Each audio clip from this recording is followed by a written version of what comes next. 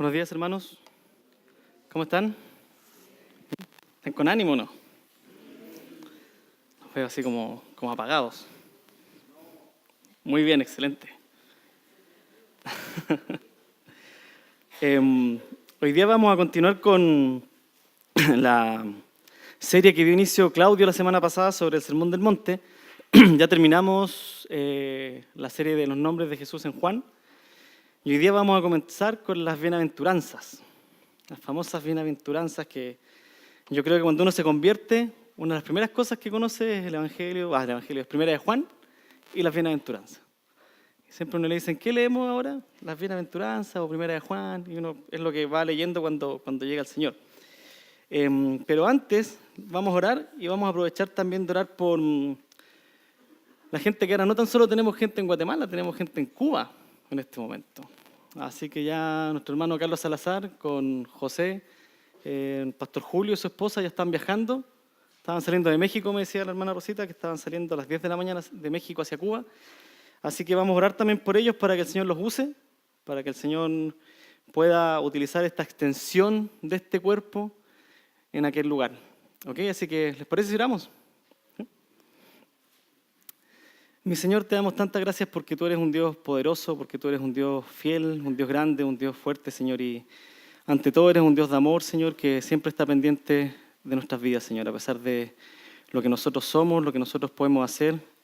Tú eres fiel, Señor, a tus promesas y tú nos permites seguir de tu mano, Señor. Te pido que nos cuides, Señor, que nos protejas, que nos permitas, Señor, ser fieles a ti, que nos permitas seguir conociéndote más para poder seguir viviendo de acuerdo a lo que tu palabra nos pide, Señor. Queremos ser semejantes a ti, queremos ser guiados por tu Espíritu, Señor, y queremos que tu palabra sea nuestra guía, Señor. Te pedimos en especial por nuestros hermanos que están en Perú, en Cuba, Señor. Te pido que tú estés cuidando, Señor, del hermano Carlos Salazar, que le des la sabiduría para poder predicar tu palabra, que le des la sabiduría para ayudar, Señor, a los hermanos en todas aquellas necesidades que ellos tengan. Que Pastor Julio también pueda ser de bendición junto a su esposa, Señor, junto a la hermana Liliana y nuestro hermano José, Señor. Protégelos a cada uno de ellos, Señor, utilízalos. Deja, Señor, tu nombre, Señor, en alto, Señor, y que ellos también no solo vayan a ofrecer de lo que tú nos has dado, Señor, sino que también ellos puedan aprender, Señor, de lo que tú estás haciendo en Cuba, Señor. Gracias porque sabemos que tú en todo lugar te mueves, Señor, no está restringido a este lugar o a nuestra nación, sino que el mundo es tuyo, Señor, y tú lo creaste y para tu gloria, Señor. Guíalos, Señor, y ayúdanos a seguir orando por ellos durante la semana, para que ellos puedan sentir, Señor, que el cuerpo que tú les has dado, Señor, están apoyándolos en todo momento. Gracias por todo y te pedimos que la predicación que vamos a tener esta mañana, que sea para tu gloria, que tú seas glorificado, Señor. Gracias por la escuela dominical que nos permitiste tener con Matías. Y gracias porque también tú has sido alabado, Señor, con la música, Señor. Gracias por todo en el nombre de Jesús. Amén, Señor.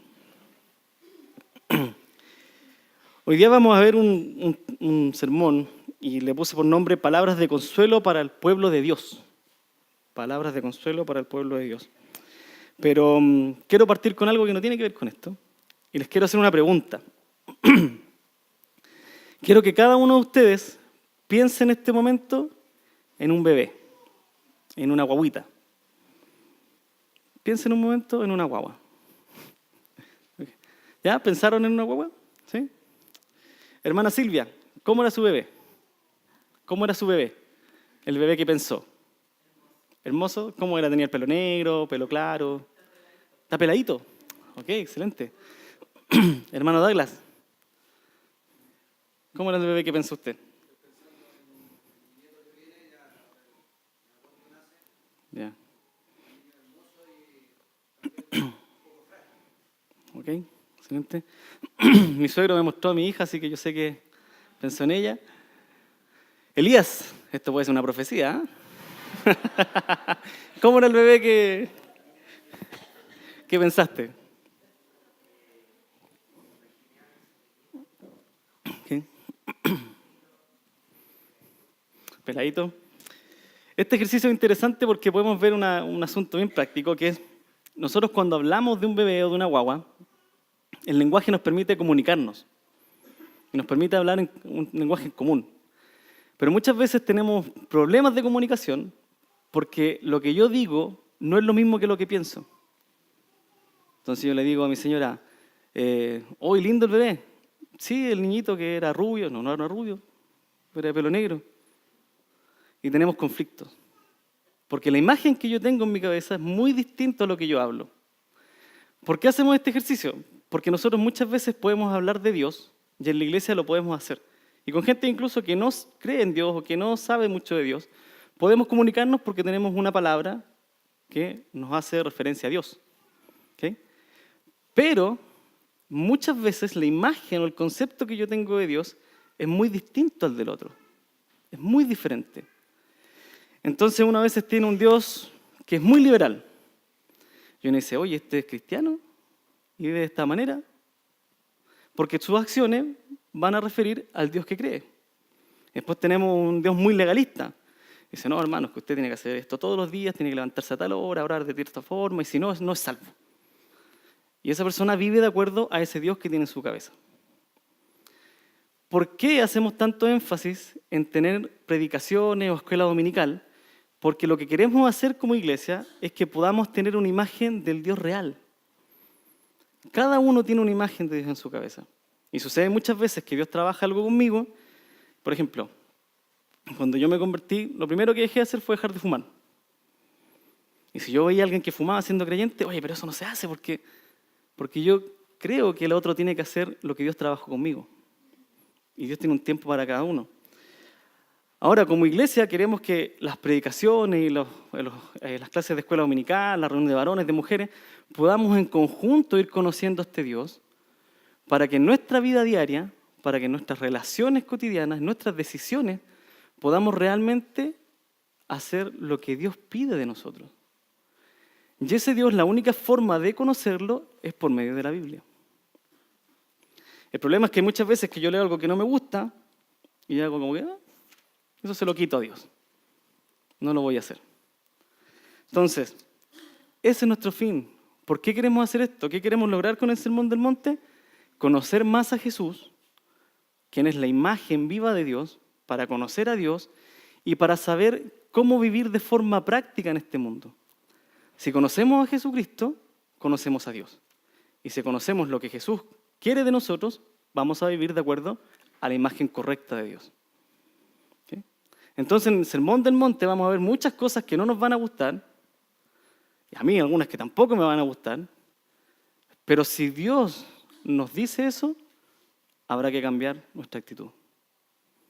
Porque si no, lo que yo tengo no es Dios, sino es un ídolo. Yo creo un Dios a mi estatura, con mis requisitos, con mis leyes. Y Él hace lo que yo digo. El Dios de la Biblia no es así. Es mucho más grande que yo, es soberano, trasciende el universo, y Él dice lo que yo debo hacer. No es un ídolo, es Dios. Y está sobre mí, y yo estoy bajo su señorío. Y hoy día vamos a comenzar a ver el libro de Mateo, o sea, el Sermón del Monte. Y Claudio, la semana pasada, ya nos hizo una introducción sobre el Sermón del Monte y nos habló sobre el autor del libro, quién era el autor, quiénes son los destinatarios, que estaba escrito para los judíos primeramente.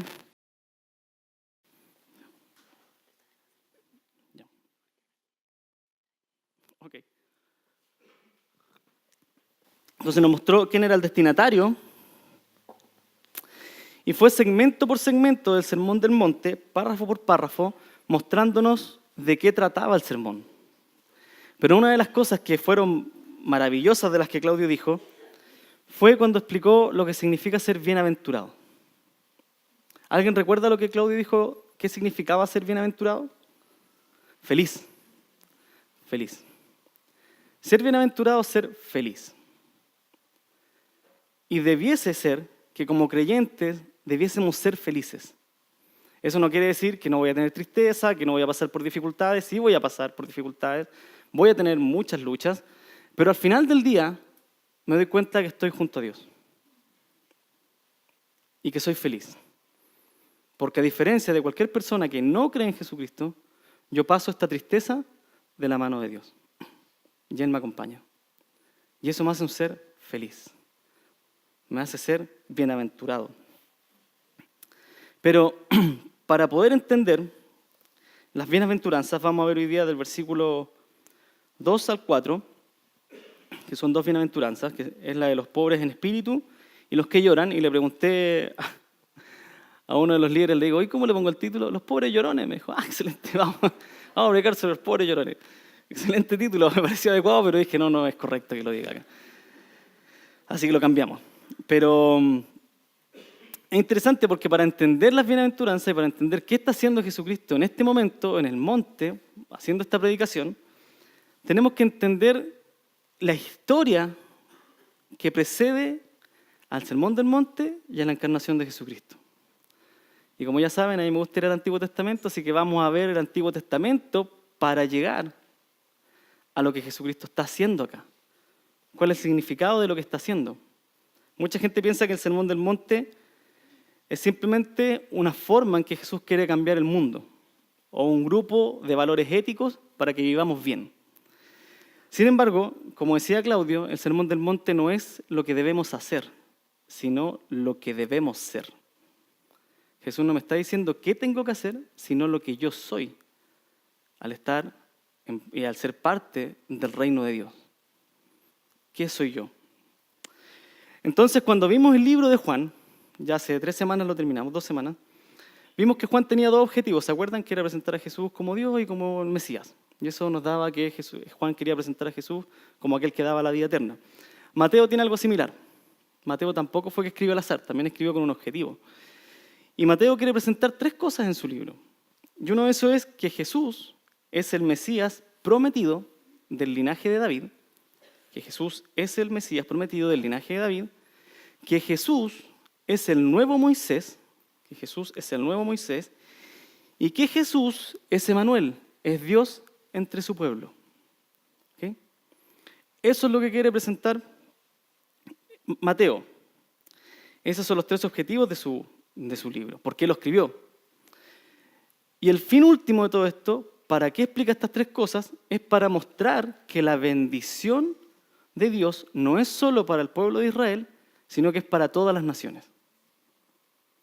Con estos 3 objetivos nos va a enseñar que la bendición de Dios es para todas las naciones. Era una bendición para todos. Así que, para entender las bienaventuranzas, vamos a hacer este recorrido. Vamos a entender esto.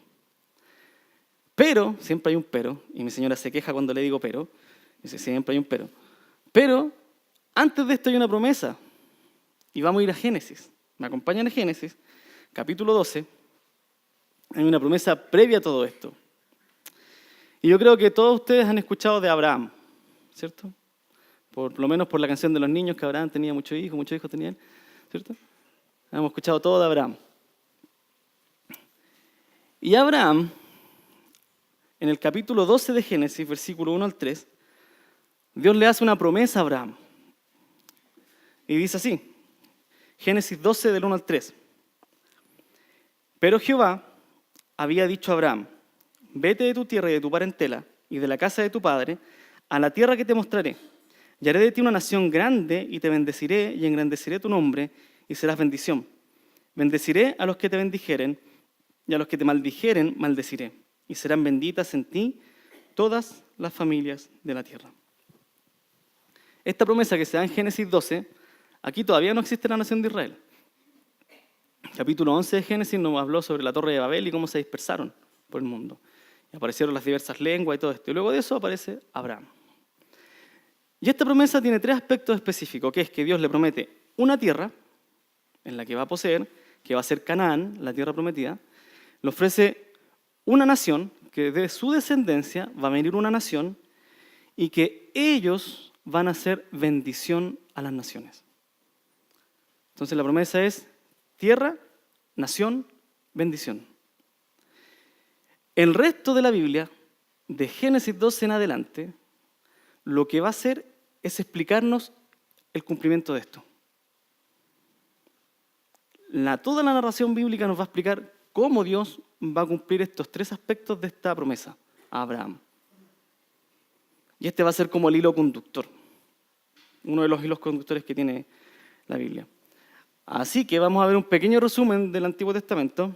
No vamos a ver muchos versículos, vamos a ir viendo algunos específicos. Pero lo interesante es que a Abraham, cuando ya tenía cerca de 100 años, Dios le dio un hijo. Y ese hijo se llamaba Isaac, correcto, Isaac. Y ese hijo tuvo otro hijo que se llamaba Jacob. Y Dios a Jacob le cambió el nombre por Israel. ¿Ok? Entonces tenemos a Abraham, Isaac, Jacob o Israel. Y este Israel era más ambicioso y tuvo 12 hijos. Y estos 12 hijos tuvieron una descendencia y los que llegaron a ser las 12 tribus de Israel. Estos 12 hijos de Jacob llegaron a ser la nación de Israel. Se llamaban Israel por su padre, Jacob, que se llamaba Israel también. Entonces las 12 tribus formaron la nación de Israel. Pero hasta aquí ellos no tenían ni tierra, ni nación, ni una bendición. Solamente eran una familia grande. Una familia muy grande, numerosa. Esas familias que uno no quiere invitar al matrimonio porque son muchos. Ellos eran, nadie los invitaba, ellos eran muchos. Entonces, el penúltimo de estos hijos, José, los hermanos de ellos tenían cierta envidia, así que lo vendieron. Y terminó en Egipto. Terminó preso, pasó varias situaciones complicadas. Pero Dios estaba con él y terminó siendo la mano derecha de Faraón. Así que, gracias a José, que terminó en Egipto, y gracias a que él perdonó lo que hicieron sus hermanos y cuidó de ellos, la nación de Israel llegó a convertirse y a multiplicarse de una manera incontable en Egipto. Fue tanto lo que se multiplicaron ellos que parecía que la promesa a Abraham, que se iba a ser una nación grande, podía cumplirse. Porque llegaron a ser muchos, muchos. Fueron tantos que Faraón tuvo miedo de los judíos, de los israelitas. Y lo que hizo fue, cuando muere José, viene otro faraón que no conoce, por el temor los hace esclavos al pueblo de Israel. Así que este pueblo se multiplica de tal forma que llegan a ser una amenaza para Egipto y terminan siendo cautivos. Entonces tenemos una gran cantidad de hebreos en un país ajeno siendo cautivos. Pero Dios, terminando Génesis, terminando con José, con su muerte, llegamos a Éxodo y Éxodo inmediatamente nos muestra otra figura, que es Moisés. Y Moisés fue criado por la hija de Faraón. Fue tanto el temor que tenía Faraón que mandó a matar a todos los hombres recién nacidos de las mujeres, les decía a las parteras que los tomaran y los mataran. Eso tenían que hacer. Pero las parteras tuvieron más temor de Dios, algunas de ellas, y no mataron a los hijos de las hebreas. Y algunos niños se salvaron. Y entre ellos se salvó Moisés. Una partera la puso en una canasta en un río, lo dejó, lo tomaron y lo terminó criando la hija de Faraón. Se salvó. Y terminó siendo uno de los egipcios, en la familia real, pero siendo hebreo. A este, Dios lo va a llamar para que libere a su pueblo, para que los saque de Egipto. Y ahí donde nosotros tenemos varias películas en que Moisés sale con todo el pueblo, cruza el Mar Rojo. Y Moisés se enfrenta directamente con Faraón. Y Dios respalda a Moisés, le da milagros, dan las famosas 10 plagas, y cuando logran salir de forma milagrosa, Moisés, por el poder de Dios, abre que se abra el Mar Rojo, ellos pasan, cuando viene el ejército se cierra y son libres. A ese evento, la Biblia lo llama el Éxodo. Ese es el Éxodo. Y el pueblo de Dios es librado del cautiverio. Ahora tenemos una gran familia, ya mucha gente, miles de personas, en el desierto. ¿Qué somos? Un gran grupo. ¿Qué vamos a hacer? ¿Qué necesitamos? Parece que necesitamos una tierra, parece que necesitamos leyes. Y la promesa de Abraham parece que empezaba a cumplirse. Entonces, aquella descendencia ya eran miles de personas, pero no tenían nada. Así que, saliendo por el desierto, Dios llama a Moisés a un monte, al monte de Sinaí, y le dice, ¿sabes qué? Te voy a dar leyes. Y ahora el pueblo podía constituirse, tenía leyes para poder vivir. Como cualquier grupo social, como cualquier grupo de personas, ellos ahora tenían leyes. Y esas leyes lo que hacían eran siempre poner a Dios sobre el pueblo. No tenían presidente, no tenían rey, sino que obedecían a Dios. Y tenían un mediador que era Moisés. Dios hablaba con Moisés cara a cara, y iba Moisés y daba las leyes al pueblo. Entonces, Dios le da las leyes a este pueblo que sale por medio de Moisés, se las da en el monte de Sinaí, y lo que hace Dios inmediatamente es hacer un pacto con ellos. Y ese pacto tiene que ver con lo siguiente, le dice, yo voy a ser fieles con ustedes, los voy a cuidar, siempre y cuando ustedes me obedezcan. El día que ustedes no me obedezcan, yo me aparto. Y si vamos a Éxodo capítulo 24,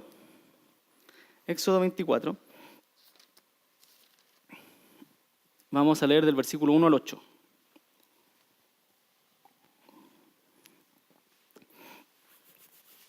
Éxodo 24.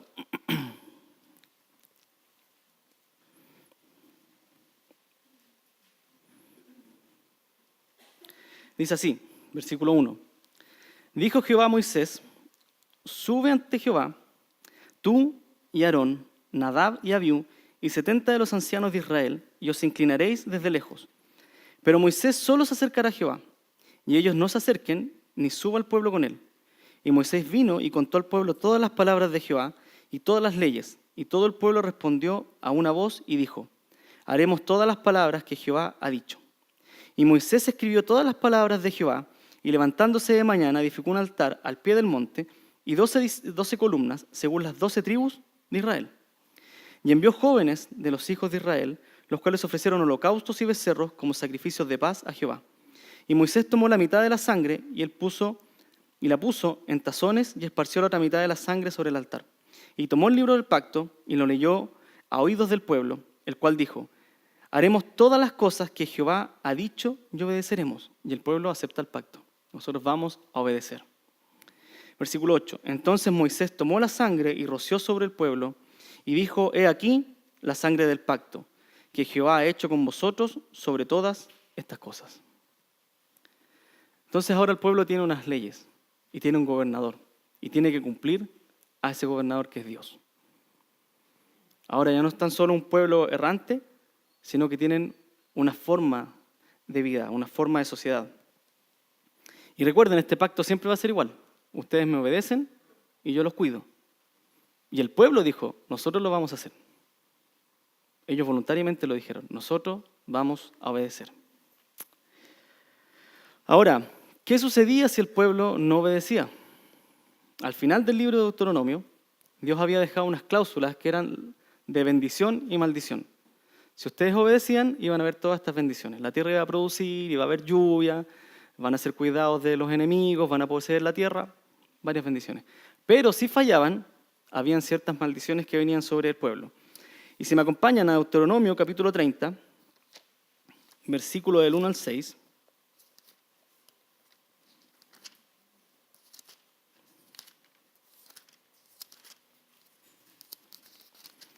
dice así,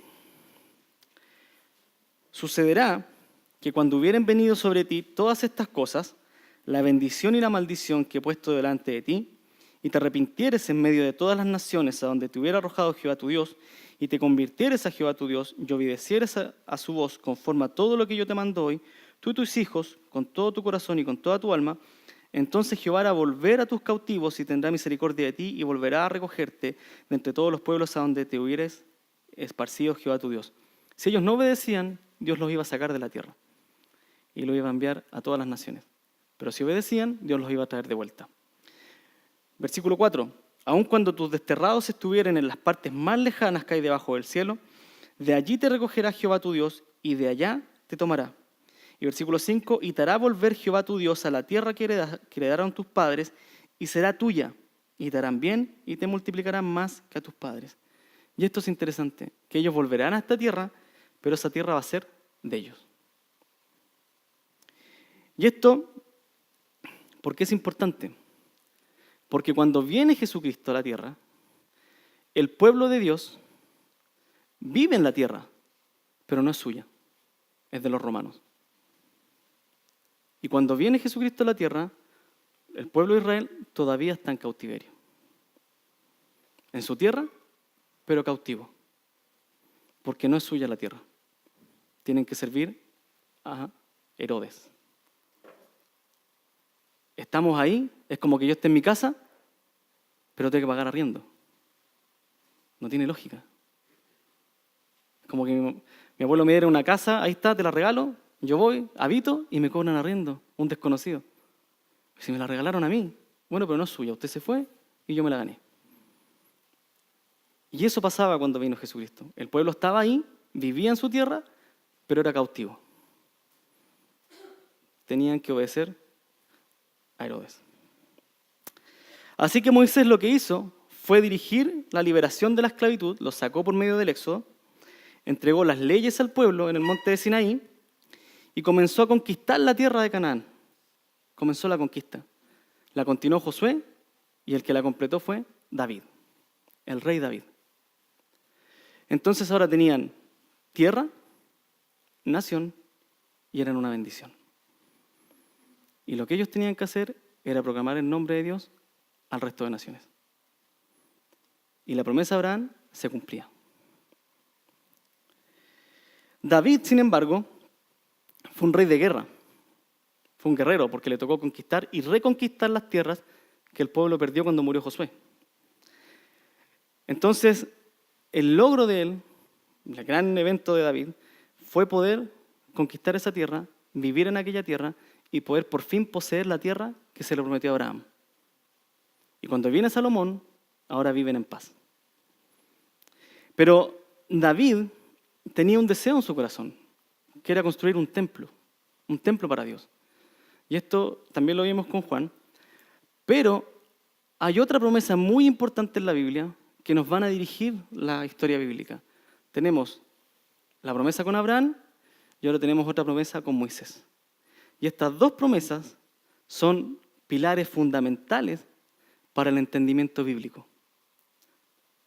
Si no entiendo la promesa de Abraham, que es nación, tierra y bendición, no logro entender por qué peleaban por la tierra. ¿Por qué querían conquistarla? ¿Para qué nos dieron las leyes? Y ahora aparece otra promesa en 2 de Samuel capítulo 7. 2 de Samuel capítulo 7.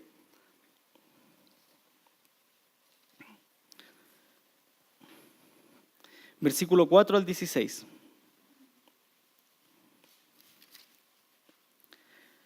Dice así: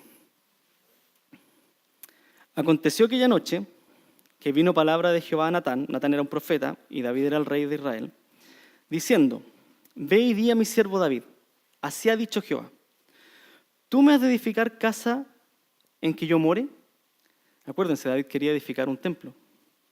Ciertamente no he habitado en casas desde el día en que saqué a los hijos de Israel de Egipto hasta hoy, sino que he andado en tienda y en tabernáculo, y en todo cuanto he andado con todos los hijos de Israel. ¿He hablado yo palabra alguna de las tribus de Israel, a quien haya mandado apacentar a mi pueblo de Israel, diciendo: ¿por qué no me habéis edificado casa de cedro?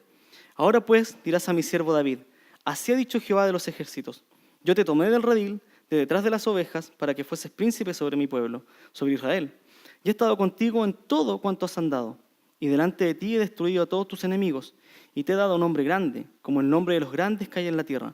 Además, yo fijaré lugar a mi pueblo Israel, y lo plantaré, para que habite en su lugar, y nunca más sea removido. Dios va a ubicar a su pueblo en una tierra que nunca más va a salir de ahí.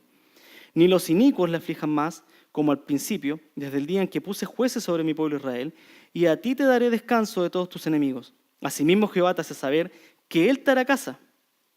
Él te hará casa. Y cuando tus días sean cumplidos y duermas con tus padres, yo levantaré después de ti a uno de tu linaje, el cual procederá de tus entrañas y afirmará su reino. Él edificará casa a mi nombre, y yo afirmaré para siempre el trono de su reino. Yo le seré el padre, y él me será mi hijo. Y si él hiciere mal, yo le castigaré con vara de hombres y con azotes de hijos de hombres. Pero mi misericordia no se apartará de él, como la aparté de Saúl, al cual quité de delante de ti. Y será firmada tu casa y tu reino para siempre delante de tu rostro, y tu trono será estable eternamente. ¿Qué es lo importante de esta promesa? David quería construir casa, y Dios le termina diciendo: no, yo la voy a hacer a ti. Yo te la voy a construir. Lo primero, lo importante es que Dios va a establecer a su pueblo en un lugar permanente.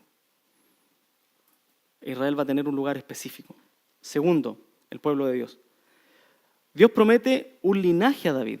Y esto es bien interesante porque hay una palabra en hebreo que es vayid, que se traduce como casa, pero eso se puede significar una casa física o una descendencia. Entonces a veces leemos en la Biblia que viene la casa de Israel, y está hablando del pueblo. Entonces en este linaje no es que tan solo viene una persona que va a gobernar, sino que va incluido todo el pueblo en ese linaje. Yo te voy a dar casa, te voy a dar descendencia y va a abarcar a todo el pueblo. Y ese linaje, aquella persona que viene, aquel rey, va a tener un reino eterno. Un reino eterno. Y esa es la promesa. Esa promesa se le da a David. Y hasta aquí la historia parece que va todo bien. Hasta aquí parece que vamos súper bien con el pueblo, van a lograr tener lo que Dios les promete. Y es más, antes de este suceso, en Primera de Reyes capítulo 8,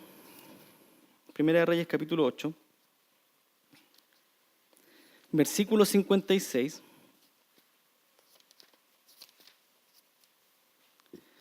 David está trasladando el arca del pacto al tabernáculo, y cuando está haciendo ese ejercicio de llevarla y ponerla en su lugar, leemos lo siguiente en Primera de Reyes 8, 56. Primera de Reyes 8, 56. Dice así: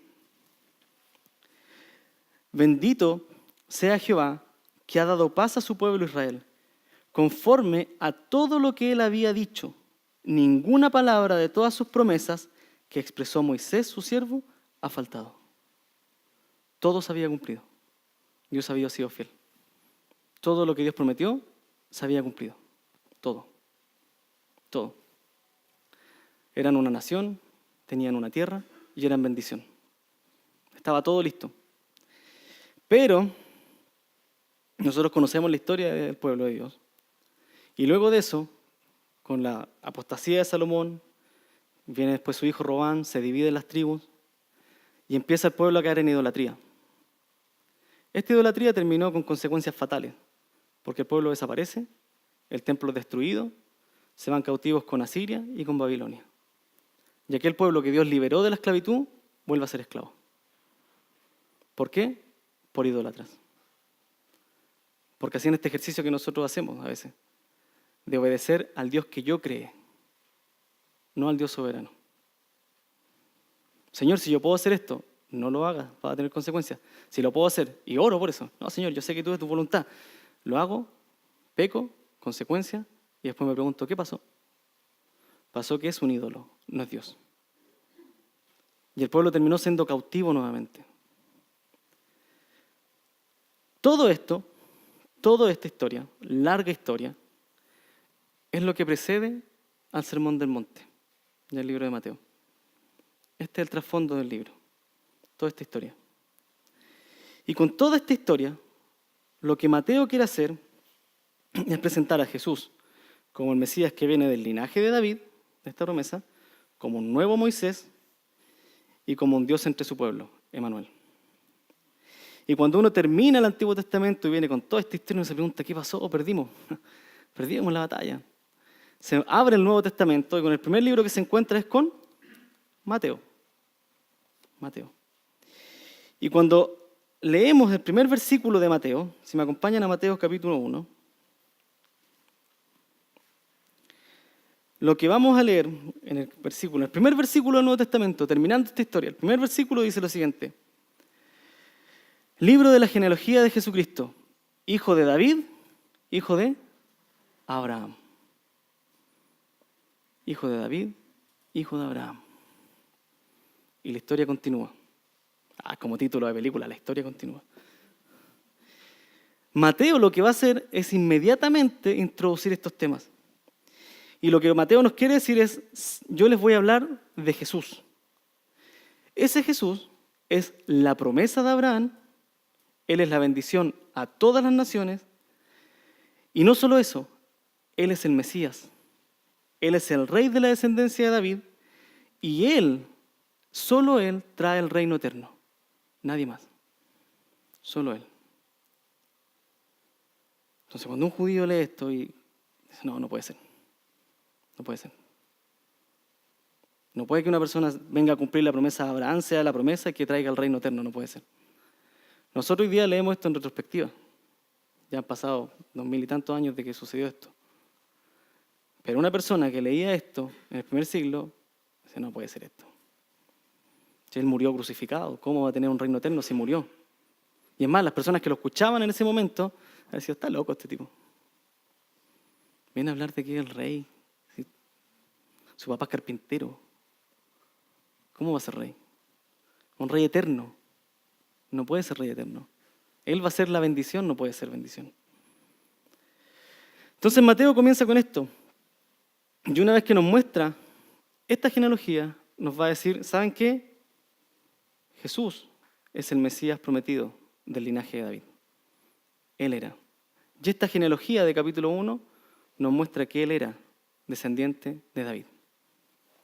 Él podía ser el descendiente que venía, el rey eterno. Pero Mateo no pierde el tiempo. Es como súper acelerado Mateo. Y en capítulo 1, el versículo 20 al 23, después de que nos muestra que él es el Mesías, nos va a mostrar que Jesús es Emmanuel, es Dios con nosotros. Versículo 20. Y acá José se entera, el padre de Jesús, se entera que María está embarazada. Y dice, versículo 20, y pensando él en esto, que María está embarazada, he aquí un ángel del Señor le apareció en sus sueños y le dijo, José, hijo de David, recuerden, hijo de David, porque de ahí viene Jesucristo descendiente, no temas recibir a María tu mujer, porque lo que en ella es engendrado del Espíritu Santo es, y dará a luz un hijo y llamará su nombre Jesús, porque él salvará a su pueblo de sus pecados. Todo esto aconteció para que se cumpliera lo dicho por el Señor por medio del profeta cuando dijo, he aquí, una virgen concebirá y dará a luz un hijo, y llamará su nombre Emmanuel, que traducido es Dios con nosotros. Este Jesús no solo era el rey que tenía que venir, sino que un pueblo cautivo, sin Dios, venía a poner nuevamente a Dios entre el pueblo. Ustedes están cautivos, viven en su tierra, pero viven sin Dios y en otro lugar. Y ahora viene Dios a morar entre ustedes. Viene el rey y viene Dios. Mateo ya nos muestra que Jesús es del linaje de David y que es Emmanuel, Dios entre el pueblo. Ya está cumpliendo 2 de sus objetivos. Y solo en el primer capítulo nos hace esto. Mateo súper acelerado, súper acelerado. Pero llegamos al capítulo 2. Al capítulo 2. Y en el capítulo 2 vienen los magos al nacimiento de Jesús. Y Herodes se entera que este Jesús que estaba naciendo era nada más ni nada menos que el rey de Israel. Era el Mesías. Y lo que hace Herodes es mandar a matar a todos los niños menores de 2 años que habían nacido del pueblo de Israel. ¿Y esto les conocido? Con Faraón. Lo que va a hacer Mateo ahora va a ser relatarnos el éxodo y la historia de Moisés en Jesucristo. Eso va a ser. Porque lo que nos va a decir es que Jesús es el nuevo Moisés. Y el capítulo 2, versículo 13, versículo 15, José, como buen padre, para no dejar que a su hijo lo mataran, escapa. Y adivina de dónde escapa. A Egipto. Coincidencia. Las coincidencias que tiene la Biblia, ¿cierto? Versículo 13 dice, capítulo 2, 13.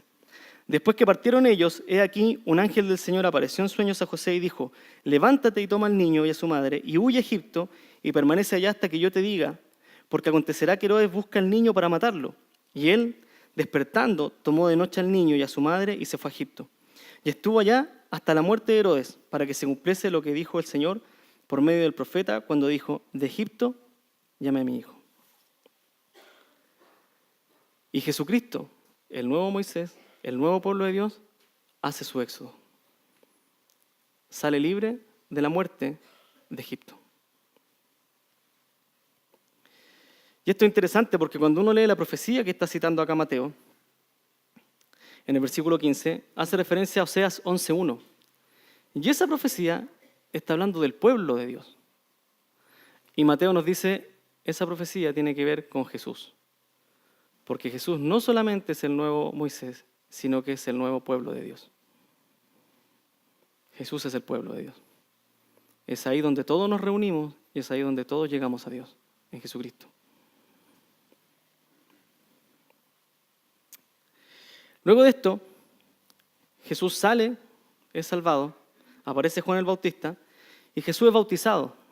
Y luego de ser bautizado, el Espíritu Santo lo lleva a ser tentado 40 días y 40 noches en el desierto. En el desierto. Y acá hay un paralelo increíble, porque lo que Mateo está haciendo es contarnos la historia del éxodo en Jesucristo. Y cuando uno va al versículo 13 del capítulo 3, lee el bautismo de Jesús. Y Juan el Bautista le dice, oye, yo tengo que ser bautizado por ti. Y Jesús le dice, no, bautízame tú, porque así conviene que se haga para que se cumpla toda justicia. Tenemos que hacer esto, hagámoslo.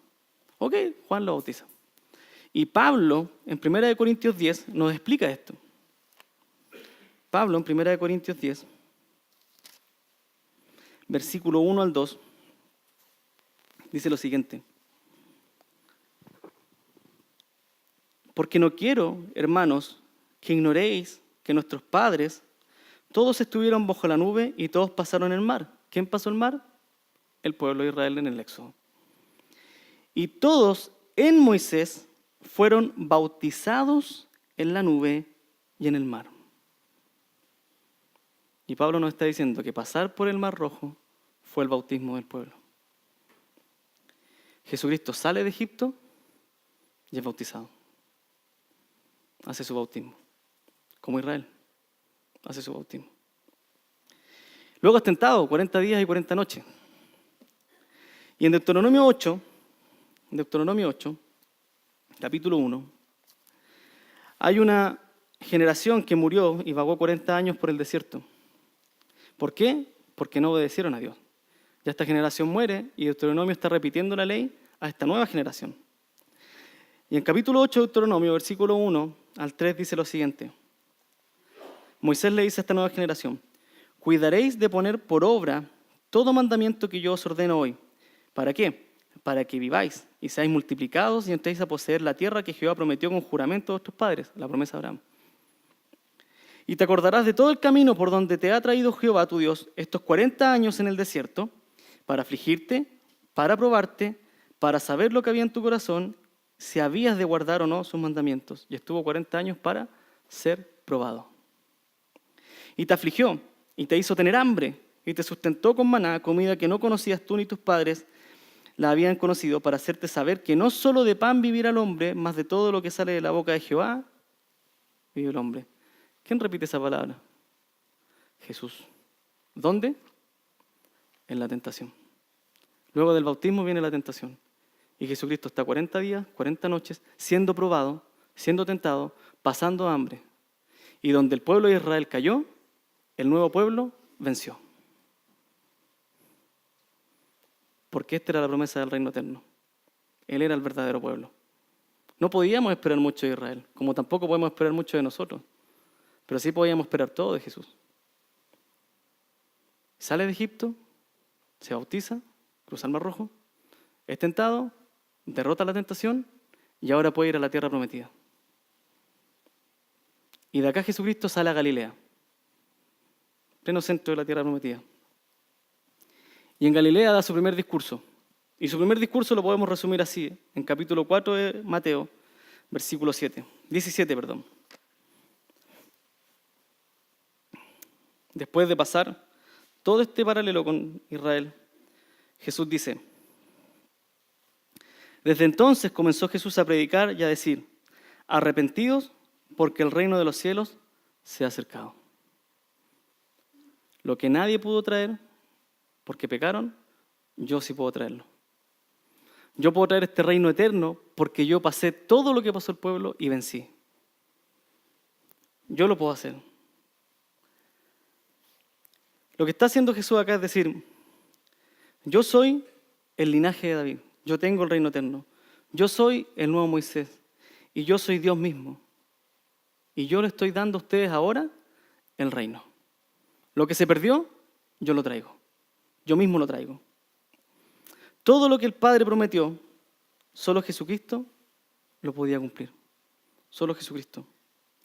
El pacto que el pueblo tenía que guardar, solamente lo guardó Jesucristo. Jesucristo venía a traer el reino prometido de David y lo podía hacer porque era Dios y era eterno. Él podía cumplir la ley de Moisés porque era el nuevo Moisés. Y él podía conquistar la tierra porque traía el reino, traía la verdadera tierra, no aquel lugar. Aquel lugar físico, quédense ahí, pero la verdadera tierra es celestial. Y esta traigo yo. Y ahí venía Jesucristo. Con todo esto detrás, con todo esto llegamos al Sermón del Monte. Recién, una vuelta grande, gigante, necesaria para entender por qué es importante el Sermón del Monte. Si el Sermón del Monte fuera simplemente lo que nosotros debemos hacer, no tiene sentido. Hay filósofos que hablan mejor. Pero lo que nos está diciendo Jesucristo es, yo traigo algo nuevo que nadie conoce, que nadie ha visto jamás, porque yo soy David, soy Moisés, soy Dios y traigo una verdadera tierra para el reino eterno. Y para entrar a esta nueva tierra, tiene que nacer de nuevo. Cualquiera no entra. Entran solamente los que creen que yo soy lo que digo ser. Y estas leyes no es que las van a tener que cumplir como Israel, las van a hacer por naturaleza. Porque si eres parte y eres ciudadano del reino, has nacido de nuevo. ¿Puedes caer? Sí, pero vas a seguir siendo ciudadano del reino. Y luego de toda esta historia, Moisés sube al monte de Sinaí y ahora Jesucristo, ¿qué hace? Sube al monte a dar su ley. No los mandamientos, sino la verdadera ley. Y van a leer a lo largo del Sermón del Monte, oyeron que fue dicho, haz esto, pero yo os digo. Oyeron que fue dicho, pero yo os digo. Y estaba Moisés con las 12 tribus alrededor y ahora está Jesucristo con los 2 apóstoles. Porque va a reinterpretar el pueblo de Dios. Este era el verdadero pueblo de Dios, un pueblo espiritual. Esto era lo que teníamos que hacer. Mateo 5, versículo 2. Vamos a leer desde el 1 mejor.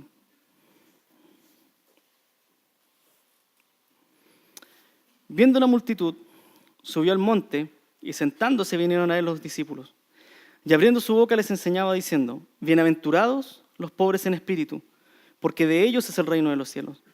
Bienaventurados los que lloran, porque ellos recibirán consolación.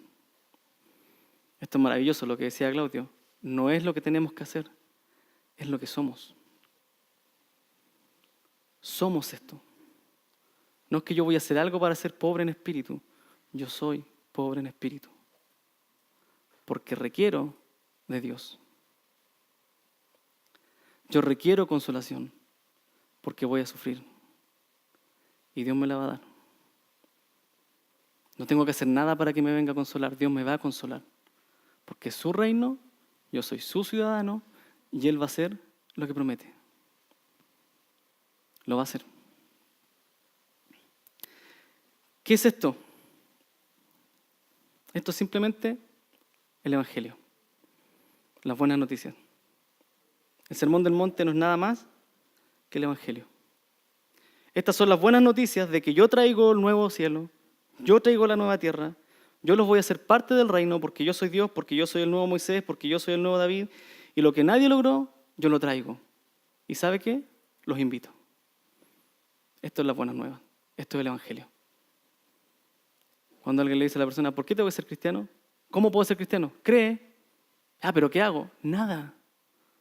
Cree, porque es una buena noticia. ¿Eres pecador? Está bien, arrepiéntete y entra. Nada más. ¿Tengo que hacer algo? No, ya lo hicieron todo. ¿Quién lo hizo? Jesucristo. Están las puertas abiertas, solo ingresa. Ese es el Evangelio. Y a veces nosotros lo complicamos mucho. Tienes que hacer esto, creer aquí, creer allá, después aprender esta doctrina y hacer esto, hacer esto. No, cree, arrepiéntete, cree y eres hijo. Simple. ¿Tengo que saber algo? No, solo que Jesús es Dios. Solo que Jesús vino, pagó tus pecados y ahí está. Es simple. Y parte con lo que Claudio nos enseñaba la semana pasada, diciendo bienaventurados, bienaventurados. ¿Sabe lo que Jesús, cómo parte su ley, su nueva ley? Diciendo, sean felices. Sean felices, sean gozosos, sean alegres. Porque el reino lo traje a ustedes. Tuvieron que hacer absolutamente nada. Y yo les traigo el reino y quiero que sean felices en él.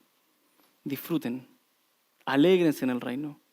Vivan a Jesucristo, vivan a Dios, alégrense. Este era el reino de los cielos. Y Jesús dice, bienaventurados los pobres. ¿Quién le ofrece algo a los pobres? ¿Quién le ofrece a algún pobre? Es raro. Y Jesús ahí está. Este evangelio es para ustedes los pobres. Ustedes que no tienen pan en la mesa, ustedes que tienen que ver a su hijo enfermo y no pueden pagar un hospital, ustedes que viven al 3 y al 4 con su sueldo, ustedes que a veces pasan frío, para ustedes es el reino. Y Matías nos enseñaba de esto en la escuela dominical. Y es más aún, no solo si son pobres, sino también si son pobres en espíritu. Si usted sabe que necesita de Dios, si usted sabe que está haciendo mal y no puede cambiar, es para usted. Venga al reino, que yo lo cambio. Porque es Jesucristo, es Dios y es todo lo que hemos visto. ¿Puede haber algo imposible para Él? ¿Puede haber algún pecado que yo no pueda pasar con Jesucristo? No. Él me va cambiando la forma de pensar. Y entre más voy entendiendo que soy ciudadano del reino, tomo decisiones que tienen que ver con el reino. El evangelio no es mera instrucción, no es solamente reglas. Es que cambia tu mente, te hace ciudadano del reino y empiezas a vivir en el reino. Y de repente te interesan los pobres. Y de repente quieres cambiar tu actitud. Y de repente quieres ir a la iglesia. Y de pronto quieres alabar, quieres diezmar, quieres ofrendar, quieres ayudar a otro, quieres construir una iglesia. Porque eres ciudadano del reino. ¿Qué hiciste? Conociste a Dios. ¿Fue mucho? No, conociste a Dios. ¿Cómo? Por Jesucristo. Es tremendo. Es tremendo. Eso es ser feliz. Vivo para Dios. ¿Estás loco? ¿Cómo haces esas cosas? No importa. Vivo para Dios. Estoy en el reino. Así, ahí estoy. Feliz. Bienaventurado. Y luego les dice, bienaventurados los que lloran, porque ellos recibirán consolación. ¿Quiere estar triste? ¿Puede estar triste? ¿Está pasando por alguna situación difícil? Llore lo que tenga que llorar. ¿Está desesperado? Llore lo que tenga que llorar. Porque Dios prometió consolación y la va a traer. No es que usted tiene que ir a buscarla. Si usted vive en el reino, Dios lo va a consolar. Quizás va a sufrir, como cualquier otro ciudadano del reino. Pero al final del día, Dios lo consuela. ¿Y por qué lo consuela? Porque usted fue pobre en espíritu y aceptó que necesitaba tener a Dios a su lado. No para que Él haga lo que usted quiera, sino para que usted haga lo que Él quiere. ¿Y cómo lo hace? Conociendo a Jesús. ¿Saben que el Antiguo Testamento ya hablaba de esto? Y Zacarías lo dice de la siguiente manera en capítulo 9, versículo 9. Zacarías 9, versículo 9. Dice así: alégrate mucho, igual que las bienaventuranzas. Alégrate mucho, hija de Sión. Da voces de júbilo, hija de Jerusalén. He aquí tu rey. Vendrá a ti, justo y salvador, humilde y cabalgando sobre un asno, sobre un pollino, hija de asno. Y las profecías ya lo decían. Ahí va a venir. Y cuando venga, alégrese. Alégrese mucho. E Isaías lo dice de otra manera, en capítulo 66, versículo 1. Isaías 66. Y luego Jesús se apropia de estas palabras en Mateo. Isaías 66, 1 al 3. Dice así. Isaías 61, Isaías 61 del 1 al 3. Dice: el Espíritu de Jehová, el Señor, está sobre mí, porque me ungió Jehová, me ha enviado a predicar buenas nuevas, el Evangelio, a los abatidos, a vendar a los quebrantados de corazón, a publicar libertad a los cautivos y a los presos apertura de la cárcel, a proclamar el año de la buena nueva, de la buena voluntad de Jehová, y el día de venganza del Dios nuestro, a consolar a todos los enlutados, a ordenar que a los afligidos de Sión se les dé gloria en lugar de ceniza, óleo de gozo en lugar de luto, manto de alegría en lugar del espíritu angustiado, y serán llamados árboles de justicia, plantío de Jehová para gloria suya. Ahí están, plantados junto a Jehová. Cuando Jesucristo se para ahí y dice, sean felices, Jesús le está diciendo, ¿saben qué? Ustedes están cautivos. Viven en su tierra, pero no es su tierra. Yo les voy a traer la nueva tierra, el reino de Dios. Y yo, como David, como Moisés y como Dios, les aseguro que va a ser suya. ¿Qué tienen que hacer? Reconozcan que son pobres y lloren lo que tengan que llorar, porque así van a entrar al reino. Qué miserable uno se siente a veces. Pero por eso entra al reino. Esto es lo que hizo Jesucristo. Esta es la importancia del sermón. No es que Jesús solo se paró a hablar cosas por hablar. Él vino a traer algo nuevo y quería hacer algo nuevo. Este era el reino. Este era el nuevo reino de Dios. Con un nuevo pueblo, con un nuevo Mesías, con un nuevo Moisés, con un nuevo rey. ¿Se dan cuenta que si Jesucristo, si Dios mismo se encarnó para entregarnos el reino, la pregunta es la siguiente, ¿por qué yo no lo comparto? ¿Por qué no comparto el reino? ¿Me da vergüenza decir que soy hijo de Dios? Si Dios lo hizo, ¿quién soy yo para negar el reino a los pobres? Es que tengo una iglesia de élite. No. Acá entra cualquiera. Cualquiera. Y a cualquiera se le predica el reino. Y el que quiera entrar, que entre. ¿Por qué no consolamos a los que lloran? Si Jesús lo hizo. Porque soy tímido. ¿Y Dios no puede cambiar eso? Sí lo puede hacer. Porque no quiero gastar mi tiempo. ¿Y Jesús no lo gastó? Yo quisiera llegar a mi casa los días después del trabajo y quedarme ahí con mis hijas. Pero no se puede. No se puede. Hay que consolar al que está mal. Hay que visitar al que está enfermo. Hay que llevar el reino a todo lugar. Y le agradezco a mi esposa porque me deja hacerlo. Y lo entiende. Y le agradezco a la esposa de los líderes y a aquellos que están metidos en el Evangelio. Porque yo sé que tienen que compartir a su esposo. Tienen que compartir a su esposa. Pero ellos están llevando el reino a todo lugar. Esto es lo que Dios nos otorgó. Esto es lo que va a seguir hablando el Sermón del Monte. De esto continúa. Así que tenemos una labor grande. No solo damos un mensaje, llevamos el reino de Dios a todas las naciones. Y hoy día tenemos gente en Cuba y gente en Guatemala. Y mañana quién sabe dónde. Pero el problema es, ¿está dispuesto a llevarlo? ¿Está dispuesto a llevar el reino? El sermón continúa y después dice que incluso nos van a perseguir. ¿Está dispuesto a ser perseguido por el reino? A eso nos va a confrontar el Sermón del Monte. Y vamos a orar para que podamos aceptar esto. Señor, tantas gracias te damos porque nos permites ser pobres en espíritu, Señor. Tantas gracias te damos porque tú consolas nuestros corazones, Señor. Te damos gracias porque cuando tenemos problemas familiares, cuando tenemos problemas en el trabajo, cuando tenemos problemas, Señor, con la salud, con algún familiar, de dinero, lo que sea, tú nos consuelas, Señor. Te doy gracias porque, a diferencia de cualquier otro, al final del día sigues de nuestro lado, Señor. Te doy gracias, Señor, porque sigues mirando a Cordillera. Te doy gracias porque sigues mostrándonos, Señor, que somos parte de este reino. Y te queremos glorificar día a día, Señor. Queremos que tu nombre sea exaltado, Queremos que tu nombre, Señor, sea glorificado. Y queremos, Señor, que tu nombre, Señor, pueda guiar nuestra vida, Señor. Y que tu nombre, Señor, pueda ser llevado por nosotros, los pobres en espíritu, a donde tú quieras, Señor.